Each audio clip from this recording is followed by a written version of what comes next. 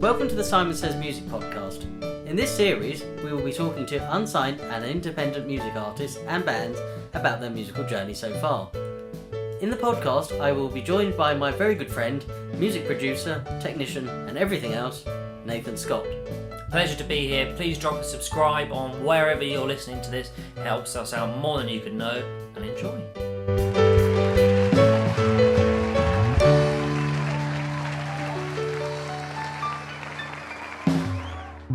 So, welcome to the Simon Says Music Promotions podcast. And today, and every day, I'm joined by Nathan Scott. Hello. This is a weird one for us, isn't it? Because this is going to be the first one we put out, but it's actually the last one we've recorded of like the first lot of recordings. So we're a bit all over the place. It's been a while actually. It has. It's been 6 months, 7 months. Yeah, something like that. We've been busy bees. But do you want to talk about what the podcast is meant to be, what it's going to be, what I'm hoping done? It's going to be. So the podcast is going to be introducing an unsigned and independent music artists and bands from around. I was going to say around the world, but we haven't got any people from out. Oh yes, we have. Sorry, we do. Yeah, got a few. See, I don't even remember that. My wonderful memory being 37 years old now. Oh dear. Getting old. So we've got a few transatlantic people, which would be amazing. And it's just to introduce to you, the listener, what they're about, who they are, and hopefully get you into their general music. Yeah, it's been good fun. I learned quite a lot about lots of different people. But I mean, this was all your idea. I'm here as co-host and person who clicks buttons on Zoom. Yeah. But what gave you the idea to do this? Because I mean, it was linked to, if people don't know, your Facebook page. Do you want to start there, maybe? Well, the Facebook page actually originated because I just felt that people like Ed Sheeran and Adele and people like that, as much as we all love them or try to love them, no offense to them, they get all the publicity, all the promotion, and they just seem to get millions of views and millions of hits. So what about the people who are unsigned and who don't get the recognition they deserve? So with a lot of persuading from one of my good mates, said, why don't you create something that people will enjoy? So that's how the Simon Says Music Promotions page was born, in a very, very short paragraph. Yeah, free platform. People contact you and say, hey, would you mind sharing this? And you go, absolutely. It's a simple process. You do get some idiots on there sometimes. I like seeing it on your personal page when you post about what some people send you. Oh, it's some of the stuff, honestly. You'll have to add Simon if you want to see some of those things. Yeah, they're brilliant. But I mean, at the time of recording, I'm just looking over to my other monitor. You have 8,050 followers on this page, which is an unbelievable number considering you've not put any money behind it. It's a free service as such. Exactly. You're not selling anything. It's a community. That's exactly what it is.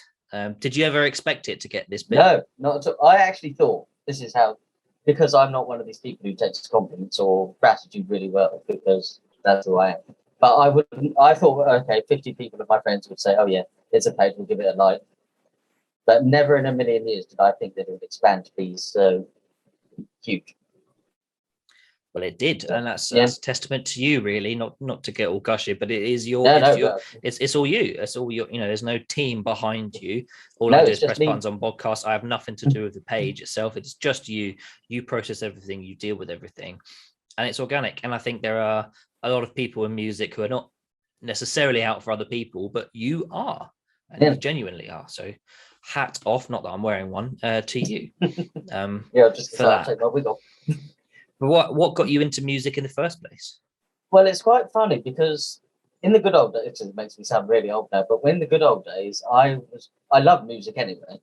And this is how it shows my age now, but in the good old days when I used to have, like I say, cassette tape player, I would always record my favorite songs on the radio. And I had a really big thing of making like compilation tapes. And then when we went on car journeys and everything, I put my Walkman in. Walkman, if you're not sure what that is, it's a very old piece of technical equipment. To all those lovely newbies who are listening. So I used to listen to songs, used to sing along to them. I won't do any singing, don't worry. You don't want to get there. just like I say, I had a love for music then. Then kind of gave it up because I went back to college. And then about 5 years ago, my sister, thanks to her, found a course in a local college doing a music technology degree. And I thought, actually, I would, because she knew how much I was into music and really appreciated everything behind it, from obviously composing the song, writing the song, and promoting musicians, no pun intended. And so I went and did that, got myself a diploma, and then really got into it. And I've just, but like I say, I have a huge, what's the word, eclectic range of musicians that I love and support. So not just unsigned, of course. And the rest, as they say, is history. It is. Back to the Stone Age we go. No, you're not that old. I remember Walkmans, but I'm 12 years younger than you. And I remember I had a CD Walkman rather than a cassette Walkman. That's how young I am. But I do remember that. And funnily, I started as well. I would make compilation tapes for my dad, and that quickly moved on to CDs because he didn't really know how laptops work. So I would fire up a laptop and burn a disc for him. Yeah. Am I allowed to say that I still do it? I'm sure people do. Yeah, I was going to say everyone does it, so I don't know if I'm allowed to say that I still do that. Yeah, definitely. Yeah, it's fine. Hey, I mean, no one makes any money from Spotify anyway, so you might as well try and make your own CDs. You know, we're not here. We don't have to tread over our words here. We're completely independent. You know, I don't think there's much chance of Spotify signing us to a 3 million deal or however much Joe Rogan is on. Well, it is open. Yeah, well, you never know. If you're listening, Spotify, you'd never know. But if you are listening, Spotify, pay musicians more. So, how did you get into the music industry yourself? As I said, I started making CDs, being a little bit younger, and then, as you can see behind me, started playing instruments. Teaching myself how to play drums, how to play piano. How I've always been into singing, piano just there as well. And that sort of snowballed. I did a lot of church stuff. I grew up being a good Christian boy, and there's a lot of music played in churches. And so I just got involved, and that led to me to some amazing opportunities, paid work. Got into it professionally as such when I was 14, which I was very lucky to do, and continued from there. Really, just in all sports, like producing, playing myself, writing, behind the scenes, sort of managing. All of the above, which and I've always been that sort of person. I like to be hands-on. I like to do a bit of everything. As you can see, the multiple instruments behind me, I play them all. Bass, drums, guitar, piano, singing, whatever else is needed, egg timers, egg shakers, whatever.